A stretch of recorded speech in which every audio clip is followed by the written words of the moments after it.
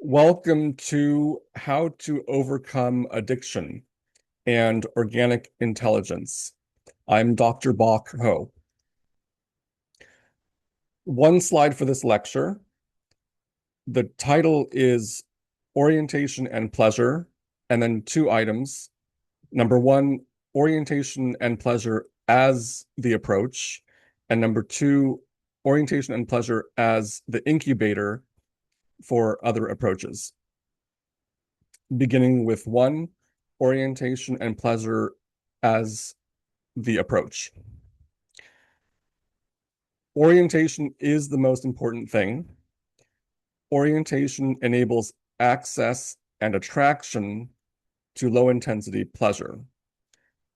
The more access and attraction you have to low intensity pleasure, the less likely you'll do whatever you're trying not to, drinking, drugs, etc.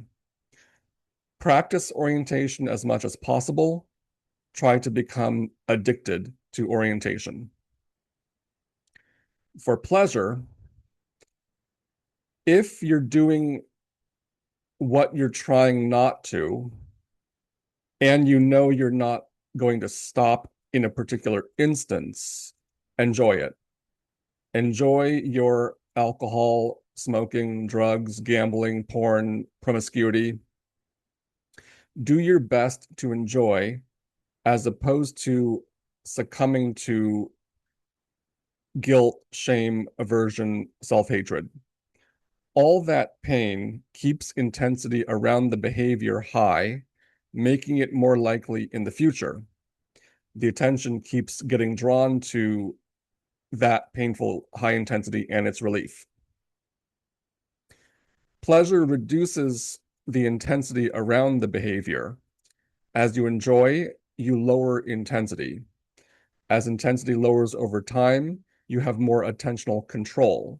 Your attention is less pulled by intensity. So over time, you have more choice to drink or not.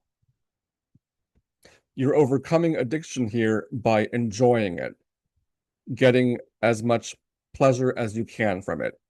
Enjoy, enjoy, enjoy. The job is enjoyment and orientation.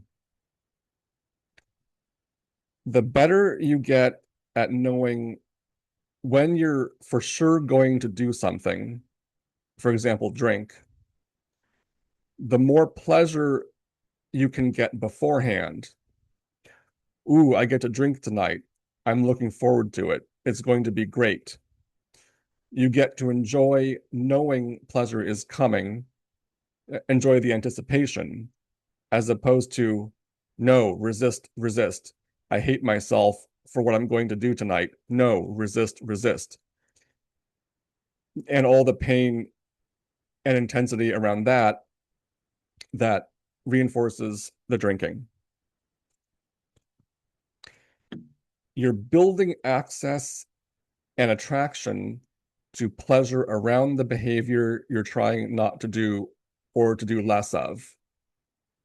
Lessening attentional attraction to the pain around it, the greater intensity around it that reinforces the behavior. And you're building access and attraction to orientation and low intensity pleasures.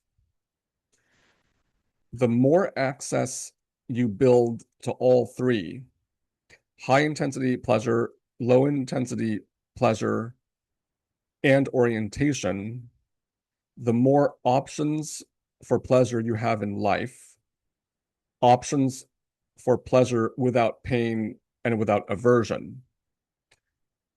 Maybe I'll drink if I feel like it. And if I do, I'll get as much pleasure as I can from it. Maybe I won't if I don't feel like it. And I'll get as much pleasure as I can from whatever's happening. That's number one, orientation and pleasure as the approach. Number two, orientation and pleasure as the incubator for other approaches. Say you're tackling your addiction from many different angles, maybe even getting professional help. medical therapy, rehab, and you're doing a lot.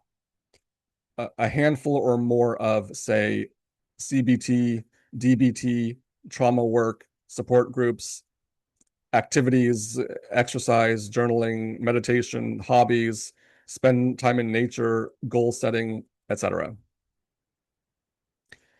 And say it works. You overcome your addiction. First of all, well done. Congratulations. Now let's consider a scenario in which you're doing all the above with orientation and pleasure as the wider container or environment or incubator within which you're doing it. So, say you got trauma therapy at 9 a.m., DBT work at 11 a.m., meditation at 1 p.m., support group at 3 p.m., yoga at 5 p.m. You leave trauma therapy crying. During your break before DBT work, can you get some orientation and pleasure in? And can you emphasize to yourself that orientation and pleasure are important and part of the process, not just the recovery you need to do between trauma therapy and the upcoming DBT? Oh, I feel better right now. I feel good right now. And I'm connected to the environment. Can you feel into that and emphasize the importance of that? That's the experience of not suffering from addiction. So feel into that experience, orientation and pleasure. Okay, time for DBT. You leave the DBT session flustered, irritated, and your attention is exhausted.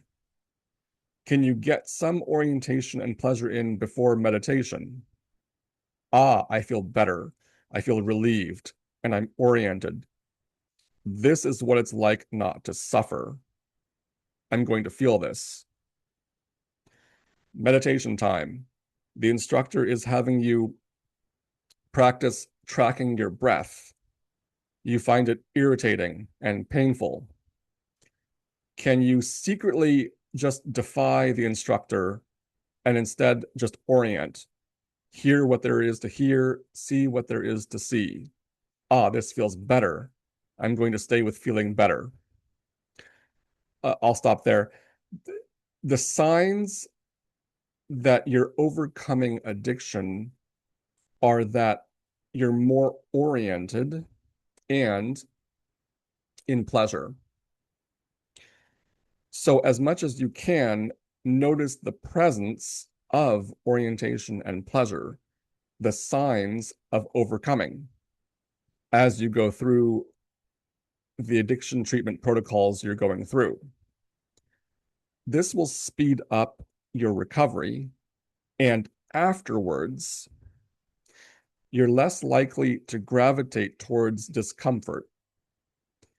If during the treatment protocols, you became more and more habituated to discomfort is the way, discomfort is good, discomfort is the way to grow, then in life, you'll miss out on pleasure and bring onto yourself unnecessary pain. No, I'm not going to check my phone. I'm going to be disciplined. I'm uncomfortable and want to check it, but I won't. This discomfort is good. No, I'm not going to have ice cream. I want to, but I'm going to be disciplined. This discomfort is good. You do not want to be a master of discomfort. You want to be a master of comfort. Thank you.